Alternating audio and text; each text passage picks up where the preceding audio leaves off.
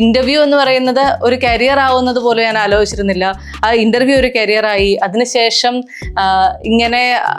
അങ്ങനെ ഒരു ചാനൽ തുടങ്ങി. ആ ചാനൽ വളരെ നല്ല രീതിയിൽ മുന്നോട്ട് പോകുമ്പോൾ ഇപ്പോഴും മനസ്സിൽ തോന്നി പ്രഗ്നന്റ് ആണ് എന്നൊക്കെ അറിഞ്ഞു തുടങ്ങുന്ന ആ ഒരു സമയത്തേക്ക് അത്തരം കാര്യങ്ങളും ഷെയർ ചെയ്യുന്നത് എല്ലാവർക്കും ഇഷ്ടമുള്ള കാര്യമാണ്. നമ്മൾ പ്രഗ്നൻസി ജേർണി അല്ലെങ്കിൽ കുഞ്ഞിന്റെ വിശേഷങ്ങൾ, വീട്ടിലെ വിശേഷങ്ങൾ, ഇത്തരം കാര്യങ്ങളൊക്കെ ഷെയർ ചെയ്യണം എന്നുള്ളത് എല്ലാവർക്കും ഇഷ്ടമുള്ള കാര്യമാണ്, അല്ലെങ്കിൽ കേൾക്കാൻ ഇഷ്ടമുള്ളതാണ്. അപ്പൊ അത് എങ്ങനെയാണ് ഒറിജിനൽസ് എന്റർടൈൻമെന്റ് എന്ന് പറയുന്ന ഒരു ചാനലിലൂടെ പറയുക?